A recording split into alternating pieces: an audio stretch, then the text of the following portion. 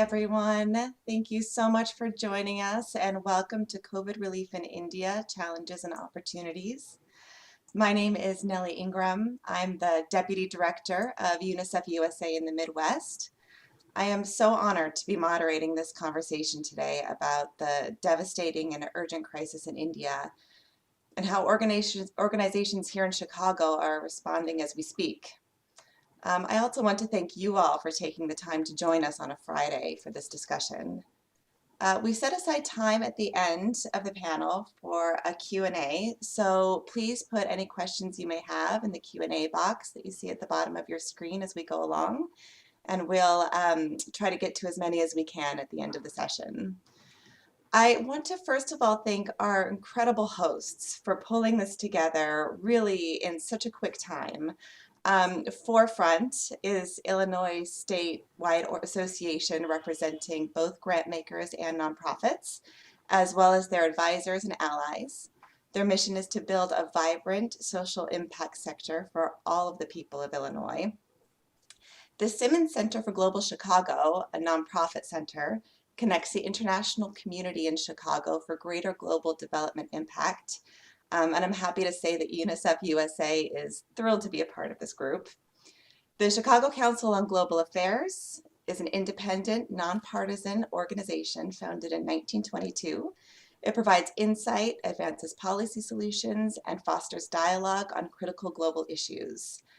All three of these organizations play such a critical role in convening discussions like these and amplifying the impact that Chicago's philanthropy as a whole can have in our communities, in our country, and in the world. And I think I speak for all of the panelists today when I say we are so grateful to have you in our city.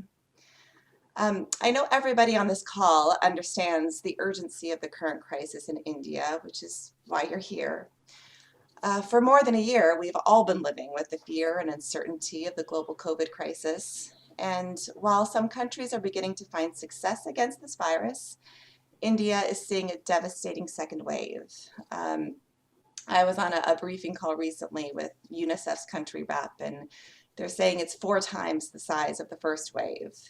It's pushed health systems to the breaking point, and it's clear that this is a humanitarian crisis of significant proportions in a country that makes up 1/6 of the world's population and is the 5th largest economy. Further, this latest surge will have dire consequences, is having dire consequences for the children of India, whose access to essential health, social protection, and education services are being constrained. I mentioned that I work with UNICEF USA, and I know my colleagues in India have been working day and night to respond to this crisis. Many are getting sick themselves and have lost loved ones. Which is why I'm so honored to be joined today by these 3 other wonderful organizations who are working so hard and giving so much of themselves to respond to this crisis, both on the ground in India and from here in Chicago. So with that, why don't we bring on our panelists? I'm so thrilled to be introducing them. From Bookwala, please welcome Sina Jacob in Chicago and Olivia Moraes, who is joining us from Mumbai. From India Development Services, I'd like to welcome Nilesh Kotari in Chicago and Pallavi Sopta Rajpal in India. From Sundar Foundation, we're joined by Gayatri Mathur in Chicago and Rahul Gondane in Mumbai from their nonprofit partner, Teach for India. Welcome to you all from here and from a very different time zone. Thank you for spending some of your evening with us, those of you who are joining us from abroad. First, I just want to ask each of you to tell us a little bit about your organization and what you're seeing on the ground right now. And Gayatri, why don't we start with the Sundar Foundation? Thank you so much, Nelly. And I'd like to echo all the things that Nelly said about our sponsors today. I really appreciate the opportunity to have this platform to build awareness or more awareness for this problem that exists in India today. The Sundar Foundation is a startup nonprofit that's based in Chicago. And in normal times, we provide direct cash grants to India's working poor when they have a medical emergency. So we are really all about healthcare access. And during COVID, at this point, we really have not felt the need to pivot because this is completely in our wheelhouse. As all of us know, we are seeing the news, and even when the news stops, the situation in India still continues to be really, really tough. All of us have seen what's happening in the cities. It's now moving into the rural areas. And perhaps not everyone knows, but 70% of India's population lives in the rural areas. So this magnitude of the problem, certainly in the short term, is only going to escalate. And I'd like to bring in Rahul here because as Nelly said, he is from our partner, Teach for India. We have been working with them for a while now. And normally we help their children, get care for things like fractures or dengue fever or pneumonia that they might have. But right now, he is on the ground. He sees what is happening, and I'd like to invite him. Rahul is the Senior National Child Safety and Advocacy Officer for Teach for India. So he really has a pulse of what is going on at the ground level. Rahul? Thank you so much, Gayatri, and thank you everybody for the opportunity.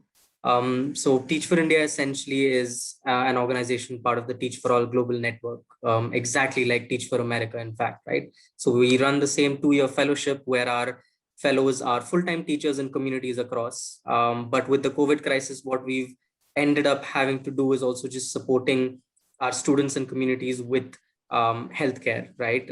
We may be primarily focused on teaching, but we've just now had to kind of encourage and kind of support a lot of our communities right now. And I think the two main things we're seeing right now is just the awareness and access is a big challenge. One is just awareness about COVID, about vaccination, about the do's and don'ts, about protocol to keep yourself safe, and access itself to healthcare, to proper medicines or to proper doctors or any and all of those things. So Teach for India is working with partners like the Sundar Foundation to make sure our students and communities have access to quality healthcare and as well as being aware of the kind of dangers of COVID. So that's where we are right now.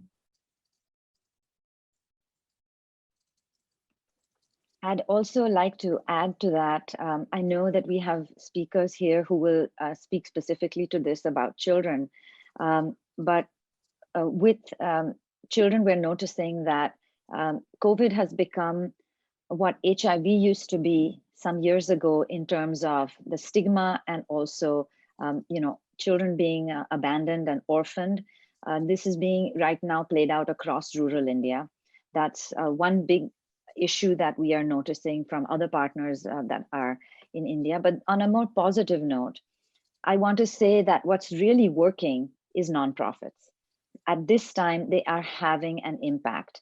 Volunteers are stepping into the breach, and really they are making a big difference on the ground. So I really want to give a shout out to all the people in India and across the diaspora that are working really, really hard to do the best that they can at this really difficult time. Thank you so much, Gayatri and Rahul. Sina, why don't we go over to you? Can you tell us a little bit more about Bookwala? Sure. I founded Bookwala 10 years ago after doing some soul searching. And it really came down to the access to the US libraries and immersing myself in the magic of wonderful storybooks like the Cinderella's, Beauty and the Beast, Chronicles of Narnia helped me get through long-term childhood trauma. And what I wanted to do was share that power and joy to orphans and other children who've experienced severe trauma in their own lives. And so 10 years later, here we are. And it's really been an honor for me to have wonderful people like Olivia join in this movement to take care of children through the magic of storybooks. And what we're seeing on the ground, and I'm sure as Gayatri mentioned, is that COVID orphans are definitely rising. India already has a population of 25 million orphans or more. And so with COVID, this is just going to compound that issue. With the crisis, we're seeing children actually, being left on the streets. vulnerable to trafficking, abuse, child labor. And what's terrible about this is from a global perspective is, as we look at the developing world and the developed world, if the majority of the youth is abroad, these are the children who are suffering this type of trauma that are going to be working with the children here in the Western, more developed areas. So the dominoes of impact, if we don't take care of this issue right now and this growing issue, this impact will last for years to come. And so, everyone can do something to roll up their sleeves and bring a smile to a child during this difficult crisis. And Olivia, I'm sure she's on the ground and she's hearing many stories. And Olivia, if you'd like to share anything with us. Yeah, sure. Thank you, Sina. And I'm very grateful and thankful to the to Forefront for giving me this opportunity. Now, as I have been communicating and in conversation with some orphanage managements, there are very heartwarming kind of stories. Like, you have them that there are a lot of POXO cases of children in being abused. And it is like there's violence happening. There are children with injuries being admitted to hospitals. There's a 6-year-old child who has just come into the orphanage because his parents are no longer there. And it's a sad story. I come from the background of special education. So therefore, I am very much in connection with the children or the disabled children. So it is also like this that we are hearing children kind of rebelling and being very aggressive to the extent that they don't want the mobiles, they don't want the online learning, the teaching, they don't know how to express themselves. And parents are not able to cope with this. So, there's definitely a lot of things to be done. That's the biggest concern. Mm-hmm. Thank you. May I add one more story from one of our orphanages where we have a beautiful library built.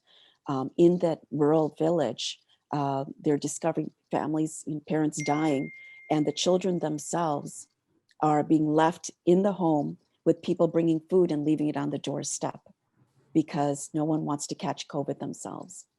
So, it's definitely a situation where we have to turn around. There's also a thing that the third wave is going to be will be the children will be affected. That's another fear that is now going to be the reality. So how do we address the third wave where children are going to be affected? So that is the biggest concern right now. Mm-hmm. No, thank you. And I think this is one of what has been one of the more untold stories that is beginning to emerge that we're seeing more and more are the children that are being left behind. We've been hearing about hotlines that have been used previously to report violence in the homes that are now more and more being used to report children who have been left by themselves or who've been left with ill caregivers. Thank you for highlighting this incredibly important issue. Nilesh, why don't we turn it over to you now? Can you tell us a little bit more about the work that you're doing? Absolutely. Thanks. Again, I want to acknowledge and thank you all for joining, as well as for the organization for putting this session together and having a dialogue on this important issue that India is facing right now. I'm on a board of India Development Service, IDS. IDS partners with local NGOs to provide, and we provide grants to these NGOs to do basically grassroots development for the most marginalized people of the community. These communities are at the bottom of the pyramid, and those are the people we are trying to empower and make them self-reliant. So that's our mission and that's our goal. The organization has been around for a long time. We've been a Chicago-based organization. We've been doing this for close to 5 decades now. So over this many years, we have funded, close to 250 NGO partners. We have funded, over 3 million grants, and directly and indirectly impacted close to 5 million people in this marginalized community. The organization is not focused on one particular aspects of development. We do we believe development is multifaceted thing. So we address, agriculture, health, environment, women empowerment, water conservation. So we do a gamut of projects, and we fund NGOs in this sector, in these various sectors. Clearly, those were the pre-COVID times, and as COVID hit last year, clearly we pivoted at the point. We funded large. Some of our funds went to the COVID relief, and again, this year again with the second wave, we are pivoting again to see what we can do for this community, because given the overwhelming crisis, this is a community we believe is getting neglected the most, because their needs and their issues are not getting addressed. So that's what we are trying to work with our NGO partners, and we're saying, what can we do? Okay. Um, so I'm going to have one of our partners talk about what they are doing in the ground. But since we work with many NGO partners, there's a common theme that's coming across on all of these organizations that I just wanted to share. And some of them may seem obvious to all of us, and I'm sure we have talked about this. But for these marginalized communities, it adds another complexity and gets amplified at a different level. So too simple to start with, for example, just the fact acknowledging that this thing even exists, and you people, and not only that this exists, this is a crisis, that people die of this. There was even a lack of acknowledgement that you can die of this. Obviously that has changed now, because now they're seeing on TVs cremations of people and all this, and then they are realizing this is pretty serious. Because up until this point, this community doesn't even, it's just another sickness, that's how they viewed it. So that's one issue we had to fight. The second issue is getting, basic testing done. Because, the moment you get tested and that turns out positive, they're afraid they're going to be quarantined. And if they get quarantined, they lose their daily wages. If you lose your daily wages, you can bring food on the table, and for themselves, for their family. So how do you deal with that? You have to address that issue. The third is, just getting people vaccinated. There's this whole fear that, if I'm going to get vaccinated, I'm going to get more sick, and I'm going to be put in the hospital. I'll never come out of it. So that's that issue. Then, while the government has made access to the vaccinations, and those people have to register online to get the vaccination, well, these communities don't have access to online access. How do you get them registered to even go through the vaccination? So that itself is an issue. And how do we address those how do we make these people go and register themselves so they can have access to vaccination? So this the issue about the last mile of how do we provide this accessibility to the last mile to this marginalized community becomes a huge challenge for people in India. So, I can go on and on for all of this, but at this point, why don't I invite Pallavi? Pallavi is one of our partners, NGOs in India. She's with an organization called Uttan in Gujarat, which is in western part of the Gujarat in India. And we have been working with them for many years, and recently, obviously, because of crisis last year as well as this year, we have provided support to them. But so I'll let Pallavi come in and share some of her thoughts and some of the, how they're addressing some of these issues. Yeah, Go and ahead, Pallavi. actually, sorry to interrupt. If I may quickly jump in, because I think this is a wonderful transition, Nilesh, to our next conversation, which I think we've all touched on a little bit Yep. about how our organizations have been pivoting. From where I have been seeing with UNICEF's work, when the crisis began a year ago, I quickly saw all of our teams. Our education team was figuring out remote learning. Our immunizations team was figuring out how do we continue to get those measles and those routine immunizations when people are afraid to come out for the clinics. Like how do we keep going? And at that point, I thought we were max to our capacity. And then just to see these past couple months, them having to redouble their efforts as things have gotten even worse.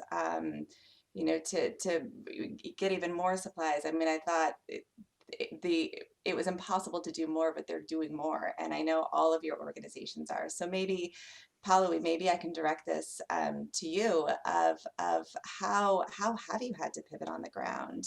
What has this meant for you and your team? And, you know, just to expand on what Nilesh is saying, what are some of these challenges that you've been seeing as in especially these past couple of months?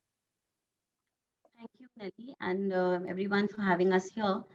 There have been several challenges from the first wave to the second wave. The very first challenge at our level has been that even our teams are affected. So we have had, have several active cases right now. So our strength to also respond is affected. But on the other side, our core strength, like in the first wave, has been the community leadership, which we have really capacitated over the last years. They have been the core strength to be really able to do anything. We have, tried to look into any of the needs which have been, rising. So I would like just share a few examples that apart from awareness and breaking myths around vaccination, that is something which we are absolutely trying to do across 200 villages through creative ways rather than having written material, because we know the population, a large number are illiterate. So we're trying to use oral methodologies, stories, and recorded stories at the village level.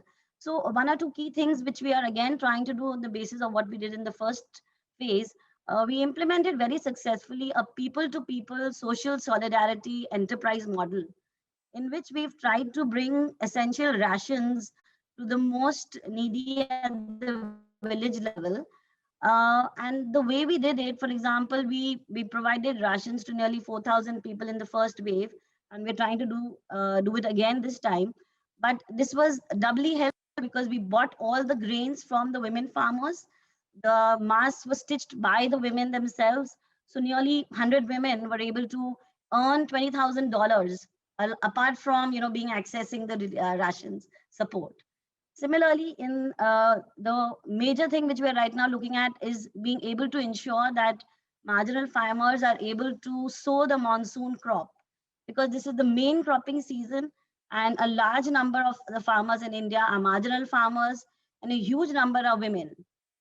So the idea is to try and see if we can get seed and inputs at the doorstep, so that due to the cash flow crisis, they don't miss out this season. So, and in fact, again, even in this, we just tried to leverage the crisis in the last phase, and it was possible. 70% of the 2,000 people we supported for monsoon cropping returned, double the seed which we had given them. So this was a solidarity effort by even those who were in crisis at that time, and those will be now given to other women. Similarly, a very important aspect around health, which we tried to look at, was nutritional security. Working with tribal communities and other backward castes, Dalits, and minorities, the levels of health and nutrition security are also a challenge. So we tried to create and establish kitchen gardens, wherein each kitchen garden partner established a kitchen garden and shared the vegetable with another 3-4 families. So by supporting like 7,000 women, we were actually, those women reached out to nearly 25,000 other women. So we're just trying to see that, even the efforts we do by, for example, investing and supporting in some women, how more people can get impacted. So these are some of the examples, but right now the crisis is on, promoting COVID appropriate behavior, promoting and helping people be prepared with, for vaccinations. And one very important thing which we're doing right now is to provide strategic support to the gram panchayats, to the village panchayats, to make the village isolation centers functional. So these have been mandated by the government, but people don't know how to have them functional. So the ideas are there at the grassroots level with the people, but we are just trying to help organize amidst all this fear and tension and stress, that how we can get these centers to be functional so that we can prevent spread. Yeah. I think that's all from me. We can take it ahead now. No, I think that's wonderful. And I really love the picture that you paint of community members helping each other, women helping each other, and the support you're able to provide them. Maybe we can go back to you, Olivia, and if there's more that you can tell us about the way that you've been pivoting in your organization and some of the challenges that you've been seeing, and we've talked about it already a little bit, but if you could just dive a little bit more into the specifics.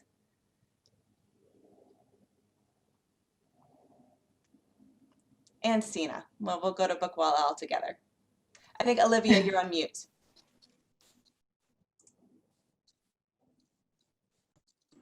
Yeah, Sina, please go ahead, and then I'll take it from You'll where you add, leave. okay, all right. So normally the way Bookwala operates is we actually not only provide the storybooks, but we actually build beautiful libraries within orphanages and then sustain it with an incredible volunteer force. And they're the heart of the mission.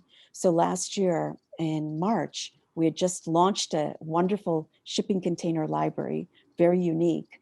I came back 2 weeks later, the lockdown started. And right away, we couldn't reach our children. Our volunteers were like, what do we do? We're stuck at home. And I realized at that time that we needed to kind of scale back the in-depth infrastructure aspect of Bookwala, the build and operate aspect in person, and look at each one of our stakeholders a little differently, slightly pivoting, but keeping the mission in mind. So our volunteers being the heart of the mission, we had to look to make sure that their mental well-being was okay. Once a child gets introduced to a volunteer, you want to keep them connected. Relationships are important, especially if it's a child of trauma. And so we started to kick off things like Sundays for the Soul, care packages for our teammates, for the children themselves, so that they wouldn't just disappear from our radar. We actually installed smart TVs so that at least the teams and volunteers could have that virtual connection, the virtual storytelling, along with care packages and what we call happiness parcels. And then for the orphanages themselves, ensuring that our partner orphanages are doing okay. In certain times, we actually just transferred cash so that they can, buy rice, dal, oil, etc. But with the current COVID crisis, we're going to continue that same path, but we're also, because of the scale of the problem, we're looking at partnerships with some of the larger organizations where we could reach more COVID orphans. And with that, it'll be low touch, light touch type of happiness parcels where we pre-package storybooks along with some other things and then distribute it to those children so that they have some means to escape and dream, just a little bit of a change from what's going around them and what they're being faced. And Olivia, if you want to add anything. So right now, so right now, while we are in conversation on this panel, we are actually designing happiness parcels. So we hope in the next few weeks, because there are children in the orphanages who cannot go home for some reason. And because of the pressure, the stress, the anxiety, and they are on a vacation at the moment. So we are trying to reach out to them by having these packages with muffins and a storybook, activity book. So that's our POA as of now, so within this next 2 or 3 weeks, we are also trying to reach as many as possible with collaborations. Yeah. Fantastic. Thank you. Gayatri, can we turn to you and Rahul to tell us a little bit more as well? Thank you, Nelly. Like the first wave in April of last year, the slight pivot that the Sundar Foundation did from health is we moved a little bit towards providing dry rations. And at that time, and now, we provide rations for $5 for a packet for a family for a week, which includes rice, dal, salt, oil, sugar, and just basics like that. We have also, at this time, connected with a soup kitchen, and they provide food for up to 1,000 people that we are supporting for 40 cents per meal. Like I said, hopefully we can give them 2 meals a day for the next few months. We are now working with partners in slum communities in urban areas, and we're trying to get them access. Rahul will also talk a little bit about this, but we're trying to get them access for safe quarantining centers that they feel they can trust in their communities. We're also expanding to rural areas, as I said, where the problem is really exploding. And there we have, actually today was the first day that we delivered 400 kits. These kits are made up, they cost about $4 each, so they're not expensive at all. And they include antibiotics, the equivalent of Tylenol and vitamins that are needed for when a community person falls sick with COVID initially, and to actually stay ahead of the problem so that they don't get to the stage, or at least the minimum number of people can get to the stage where people actually need hospitalization. So we would like to be a little bit more proactive and get it into communities in rural areas where they don't have access. We're doing this through community health workers, and our goal is to provide 5,000 kits overall. Right now we have 200 community workers, and the other thing that we want to sponsor for them is temperature scanners and pulse oximeters, so that they can again be more effective in the rural areas where people don't actually have access to a doctor easily. Another thing that our kits that went out today have is a phone number for telehealth. So there are government doctor hotlines that exist, but it's not very well known in the community. So our kids also have those phone numbers that then they can access a doctor to follow up and see what the next course of treatment is needed, if any is needed. So we really are focused on being not only effective on an individual level, but also on a public health level. And to that end, of course, vaccines is the thing that we all know is the road for us to really make a serious dent in this problem long term. The Sundar Foundation is in this for the long term. We're not seeing this as a sprint. We're hoping to continue with our partners over the 6 and 9 month, 12-month time period. And we certainly have plans to get the vaccine rollout and have begun thinking about those things. But I'll hand it over to Rahul so he can talk a little bit about how Teach for India has, as he said, it's a education-based NGO, but because of the communities that we serve, right now they have to do so many other things. But I'll let Rahul speak to that. Thanks, Gayatri. I think as the pandemic hit, we also figured that there are two things we need to be doing really, really importantly, right? And we try to articulate that. So we're saying we want to keep our children safe and we want to keep them learning, right? And when we say safe, we mean everything from having safe spaces as well as just your physiological needs, right? Just making sure our students and families have food to eat, essentially, because almost 95 to 99% of our communities are either daily wage laborers or essentially very dependent on just month-to-month wages. And as soon as the lockdown hit, it means that there is just no access to quality food, right? So even though as an organization our focus has been learning, and for that we've, for example, started a digital learning campaign where our fellows have completely pivoted into teaching online and just obviously keeping it very appropriate to the time. So we're not doing like 6 hours, 8 hours, but just more like 2-hour blocks, making sure our children also have time with their teachers. And we've been running a campaign to actually raise funds for devices. So for children who don't have access to digital learning, we've been fundraising for tablets and mobile phones as well, right? So that's the learning part. But in terms of safety, since last March, we've been also fundraising for ration support for pretty much all of our families.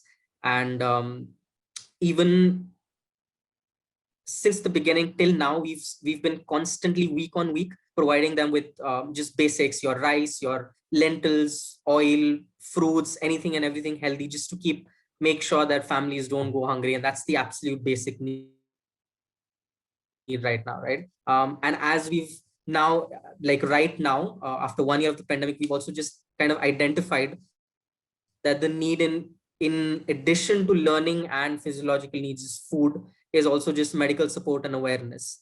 So with partners like Sundra, we are also trying to figure out how we can make sure our kids and communities have access to quality healthcare, just busting these myths about COVID, right? Like about the vaccine, about just how contagious it is, and just helping them understand the gravity of the situation and having them access to, proper quality isolation centers.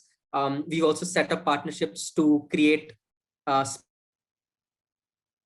spaces where our kids and communities can come in to share just their concerns, how they're feeling, the anxiousness, associated with the pandemic. So just creating these spaces for mental health as well, and support with mental health professionals. And finally, just access to emergency care services, right? Just oxygen, your ICU beds, your plasma, anything and everything that's required, because we've seen everything from proactive care to reactive care. And that's just a few ways right now that Teach for India has kind of pivoted actually a lot more from its focus area. Thank you. Thank you. That's wonderful. And I have to say, as you're talking, I'm seeing some questions start to come in. So I think, why don't we move to the question and answer portion? This first question, which I think Nilesh, you touched on a little bit, and from UNICEF I can certainly speak to, is about the vaccination drive, how is the vaccination drive taking shape in rural India, and what role, if any, do NGOs or organizations like UNICEF are playing, especially in breaking down myths and ensuring access. And I can, I was kind of stunned to hear a couple of days ago that 175 million vaccines have been administered in India, which, I guess seeing our progress here in the United States sounds like a lot, but when you figure that's 10% of the population, there's still so much more to go. And I think at UNICEF, we've also been seeing how India being, I guess, the pharmacy to the world in a way, we've been depending on factories in India a lot to get vaccines out to the rest of the world, but the need now is in India. So, much of our work I know has centered there, including breaking down some of these stigmas. Somebody also asked about the role that alternative medicine like homeopathy is playing. So, I know much of the work that we've been doing has been campaigns and really sending people out into communities, our healthcare workers, to start breaking down these stigmas and doing national campaigns around it. But, my question to you, especially those of you that are in India right now, what are you hearing from the people that you work with and in your communities? Like, what are some of the resistance that you're seeing, and what are some of the successful ways that you've seen that people are overcoming that resistance? And I'll put it out there. I don't know who wants to jump in with that one. Well, the Sundar Foundation has certainly started to work with partners on the ground. As I said earlier, this is not something that's just a short-term measure, because whenever you're dealing with vaccines, the first thing is to really be able to work with local governments, because without working with the government infrastructure, that's obviously not going to be so effective. So there's a lot of work that has to be done to get the permissions to be able to work through actually, the logistics of procuring the vaccines, and all that work has begun on the ground. What we're trying to do is get these vaccines in centers where low-income communities don't have to go far away, but they are actually within their slum communities, and access it one of two ways: either have government doctors come and vaccinate through drives in schools, for example, in government or private schools in these areas, or get private people to promise them a volume and bring them into these areas so that we can work through vaccination. So all these options are being explored, and certainly the Sundar Foundation is working very, very hard and very keen to get this vaccination drive going, but that's not going to happen in the short term. And it certainly will involve many players to come together and execute that. If I could chime in, it's similar. We have this, the NGOs that we have been working with, similar issues that Gayatri is mentioning. One of the things similar to what Gayatri has said is what we, some of our partners, especially in urban settings in slums of Mumbai, what we have done is these NGOs, what they have done is they have set up um, on tables and booths right in the community, and bring their laptops and smartphones and let people register and allow them to register and help them to register. The issue about the last mile, we are trying to address that by going into the community, make it accessible. So go into the community because they can travel. They are long in lockdown. So how do you get them to even acknowledge and come out and registration, because they're afraid of this? They don't want to even get this done. So if we make it accessible to them, how to get the online registration done, it makes it a little more easier. So we have several organizations who are doing that kind of work, especially in the slums area of Mumbai. So that's, and maybe Pallavi Ben, if you want to share something also. Yeah, so very quickly, so in the rural communities, there is a slight difference. Although the village level health workers are trying to gather people to ensure to register for vaccination, what is absent is actually providing the critical information on what to expect, on how the vaccine really can benefit you. So this half information, this lack of information, and obviously now in the second wave, there's been one huge thing that whoever's taking vaccination is getting infected and getting COVID. So the vaccination is a problem for us. But that is also because the spread is so widespread that people, when they are exposed, they may be even getting an infection. So we are just trying to use stories, real stories from around our own villages, to really actually prepare people to really want to take the vaccine. Because the government is trying, and we are also linking up with the local primary health centers. The idea for us is mainly to focus on preparedness of community. Thank you for that. So there's so much more to say on that topic, but just for the interest in time, I wanted to bring up another kind of hot topic that's come up in the chat over here. And this is regarding, pardon me, the new FCRA rules. The question is, has that limited your outreach date or day-to-day activities in any way? And Gayatri, maybe I can ask you to start first, for those joining us today who aren't familiar with the FCRA rules. Can you tell us a little bit more about what they are and then how it's impacting your work? Yes, thank you, Nelly. The FCRA stands for Foreign Contribution Regulation Act. As you know, this is on the Indian side. So as you know, when money crosses borders, all nonprofits, well, all actors really have to be sure that we are compliant with money laundering and anti-terrorism laws. So these laws we have to comply with are here in the US as well as in India. Now, when money comes into India, the recipient has to have this license so that the government, can keep track of the sources of money coming in. The NGO has to have an accounting and legal structure so that it can be reported. What is currently happening is that there's a bit of flux in the situation in India, and some NGR, the FCRA rules were changed last year during COVID, and currently the Supreme Court will rule, I think within the next week or so, whether these rules can be pushed down, down the road a little bit because of the current COVID situation. And so there is a little bit of a wait and watch attitude for most people right now, although we have been fortunate. Sundar Foundation has been fortunate to have partners that we can continue to work with. And again, Rahul might be able to speak specifically to Teach for India, but for us, that has not been a challenge for the most part. We've been able to work with people. Our partners have been able to receive our funds.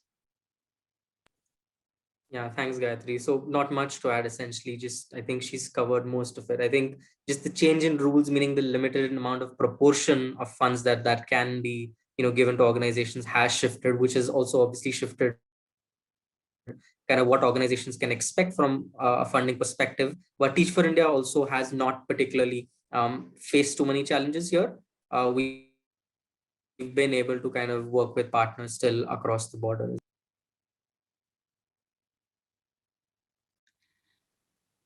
Does anyone else want to weigh in on how they've been working on with the FCRA, or how it's impacted their work?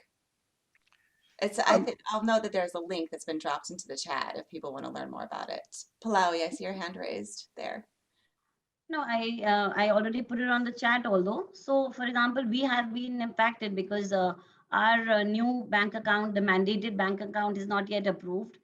And it was supposed to be all approved by and completed by 31st of March, but we still await approval. And even after approval, there will be certain other processes of, other procedural processes.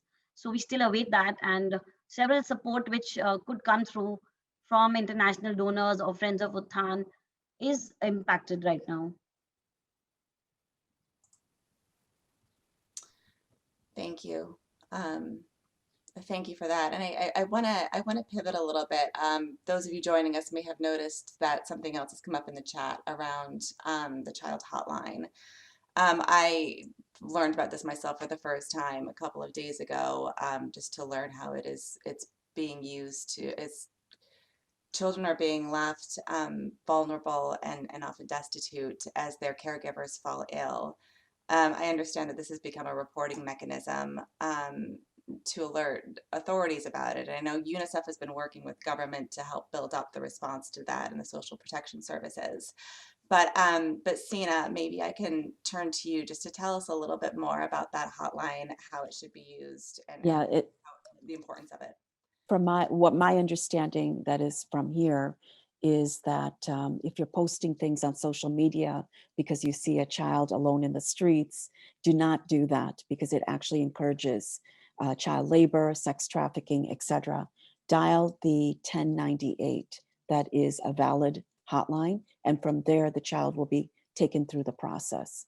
I'm not sure if Olivia has anything to add to it, but that's my understanding, that it's opening up for criminal behavior. There is a lot of things in the news, and these are real stories, that there is a lot of illegal adoptions happening because of this, because of COVID orphans.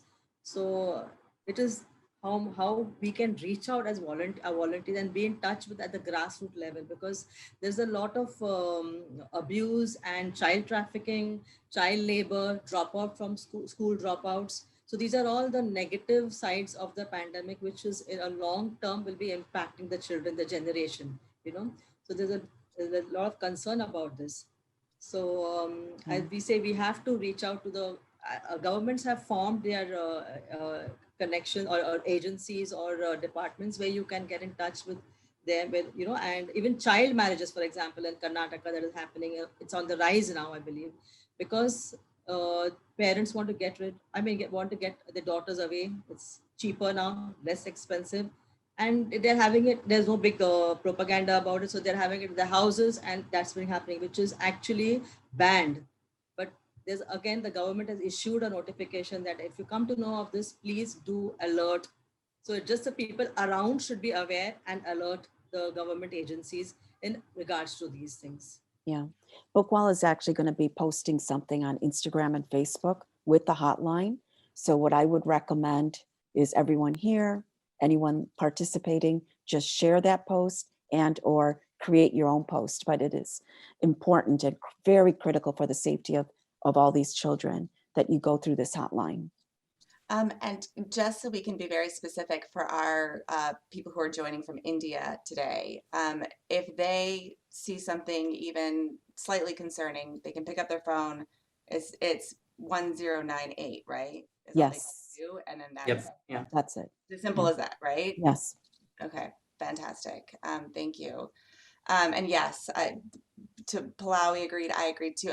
Olivia, I mean, everything that you just touched on right there is so critical. And I think not just right now, but I think we're going to see this for years to come, the impact that this is having on children, on girls.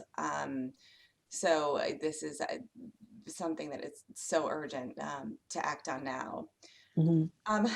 I could talk to you for ages. I'm just looking at the clock right here.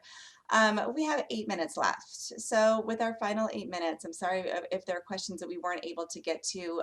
Do check the Q&A box if you've submitted a question that hasn't been answered, because I think some of our panelists are live answering some of the questions as well.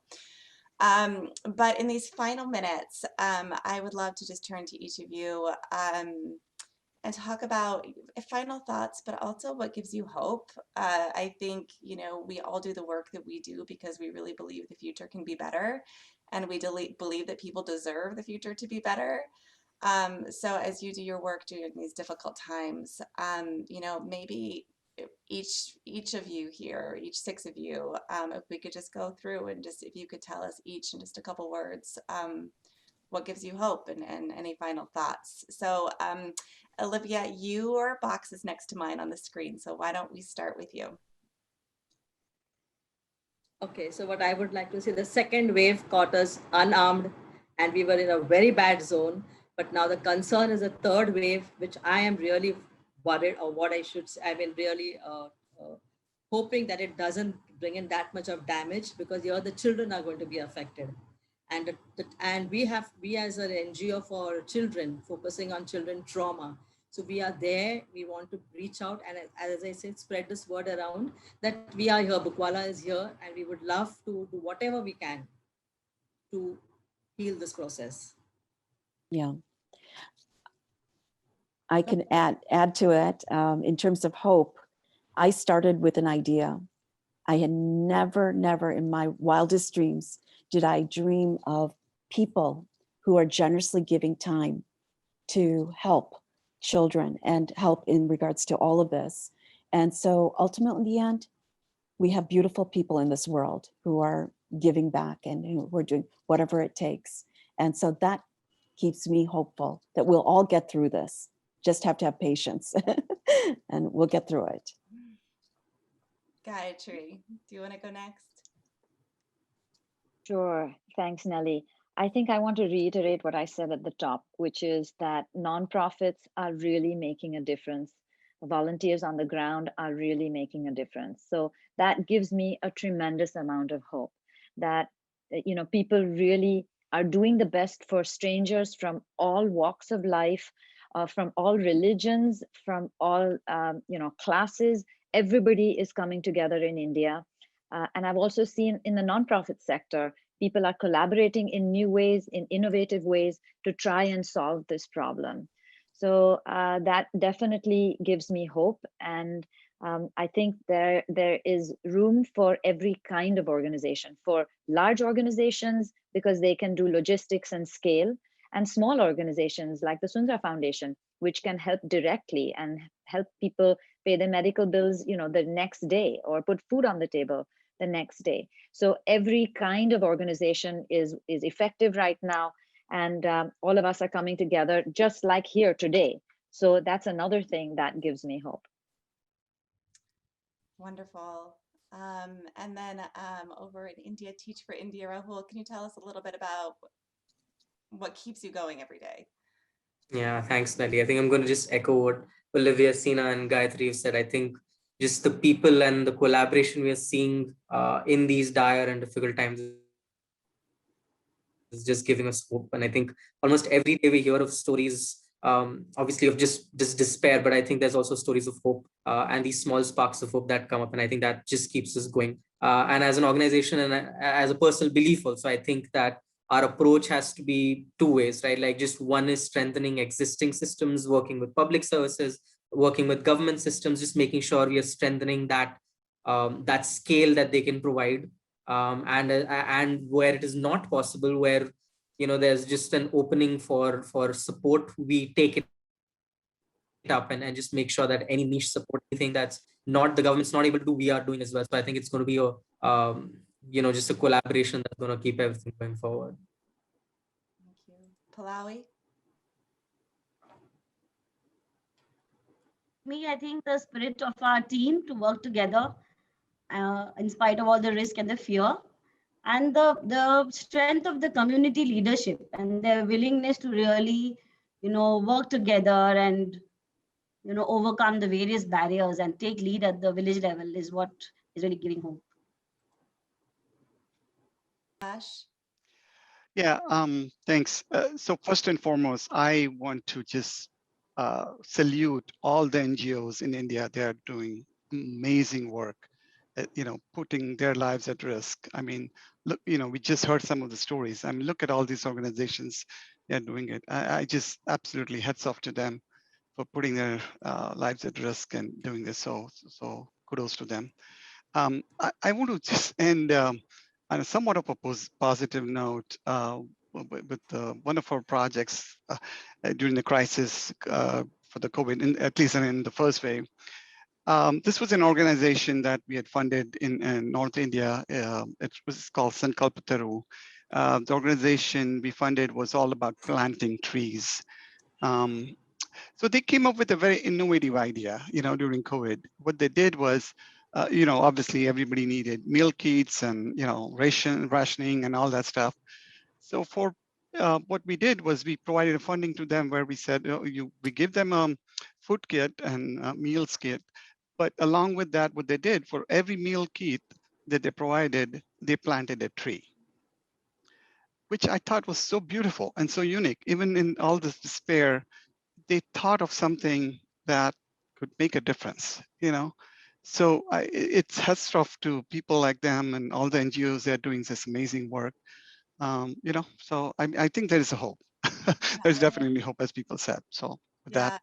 Yeah, I was reminded the other day that despite this crisis, through this crisis and through the headlines we see, there is still that girl at home who is studying right now when she can't go to school because she wants to finish her education.